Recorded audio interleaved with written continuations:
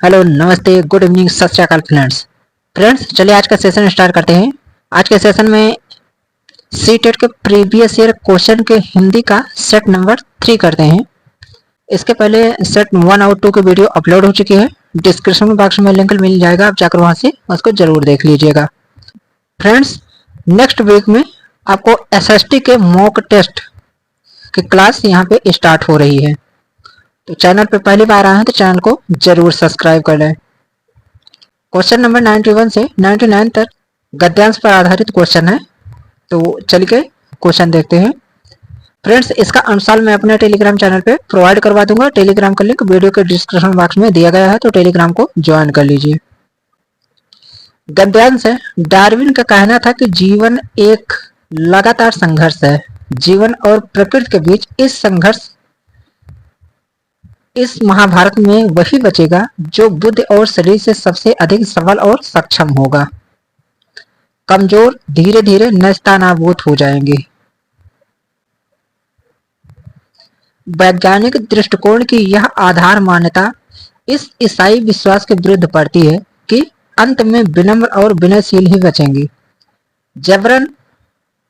जबर आपस में लड़ भिड़ कर समाप्त हो जाएंगे। मार्क्स ने भी जीवन को अमीर गरीब के बीच संघर्ष के रूप में ही देखा।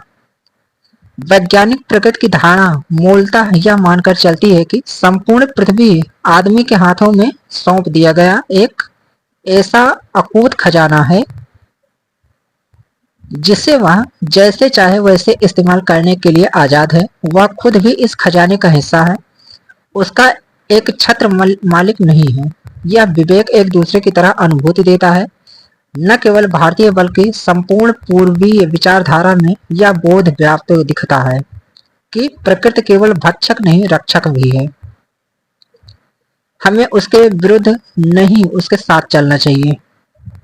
हमें उसके विरुद्ध नहीं उसके साथ चलना है। वह पोषक है, मनुष्य से कहीं ज्यादा निरीह और कोमल प्राणियों की पालक।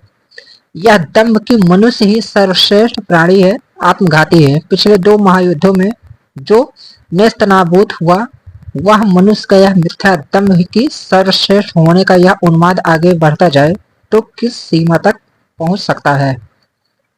चलिए क्वेश्चन देख लेते हैं। नेस्तनाबूद शब्द किस भाषा का है? नेस्तनाबूद का अर्थ होता है समूल नष्ट होना, तो ये फारसी भाषा का है। अमीर गरीब में कौन सा समास है? तो अमीर गरीब में द्वंद्व समास है। अकूत खजाना वाक्यांश में अकूत शब्द है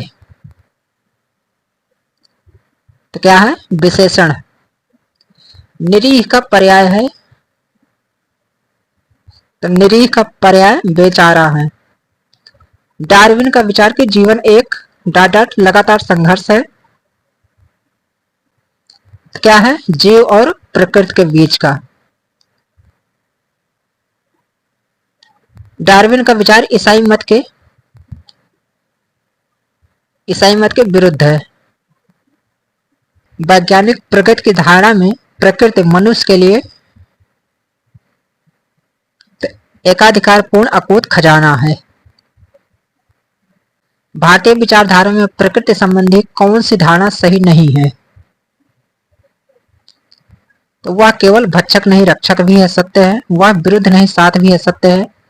वह मनुष्य के साथ साथ निरीह प्राणियों की पोषक है, यह भी सत्य है। वह मनुष्य से सतत संघर्षरत है, यह असत्य है। मनुष्य के सर्वश्रेष्ठ प्राणी होने के दम्भ ने डाट 2 महायुद्धों के लिए उसे उत्तरदायी बनाया है। क्वेश्चन नंबर 100 से 105 तक ये काव्यांश को पढ़कर उत्तर देना है। तो चलिए काव्यांश को देखते हैं।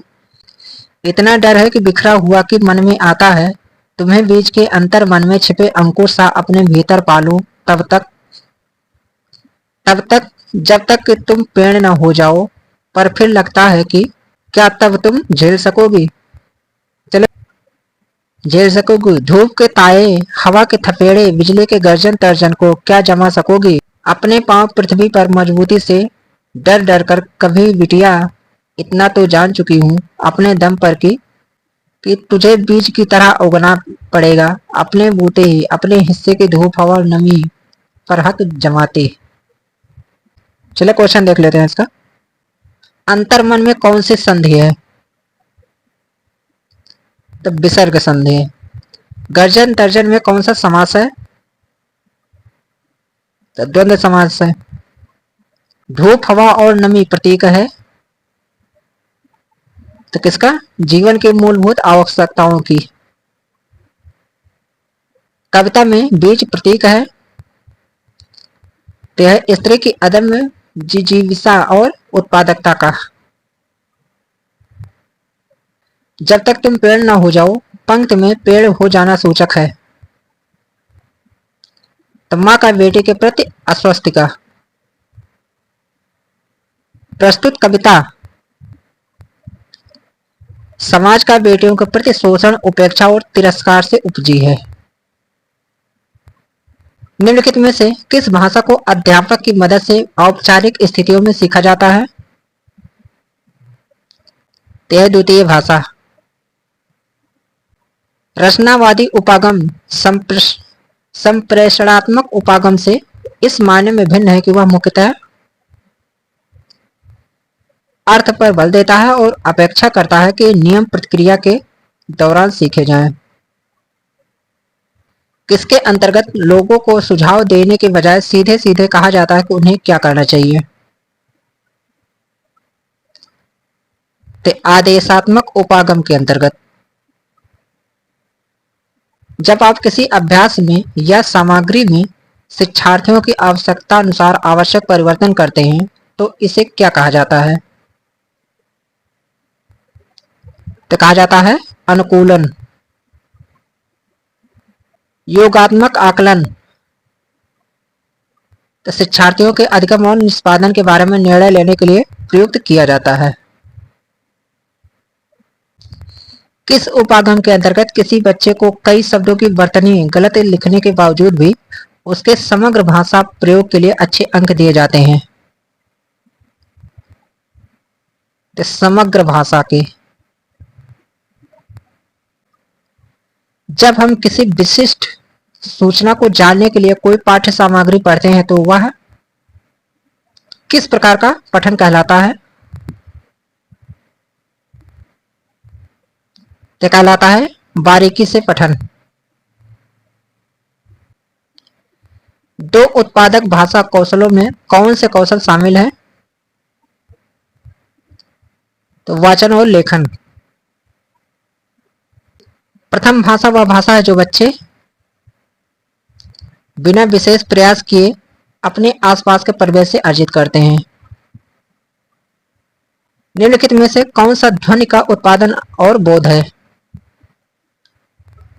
तो यह है स्वर्निकी। निम्नलिखित में से कौन सा श्रव्य भाषिक ड्रिल का अंश नहीं है? कौन सा नहीं है? विद्यार्थी व्याकरणिक नियमों पर ध्यान देते हैं।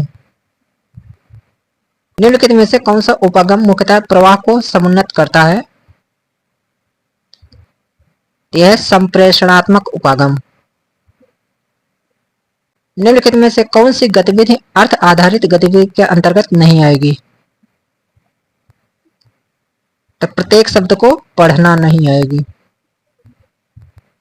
अधिगम योजना के बारे में क्या सही है? तो बाल केंद्रित। गलतियों का विश्लेषणात्मक अध्ययन क्या कहलाता है?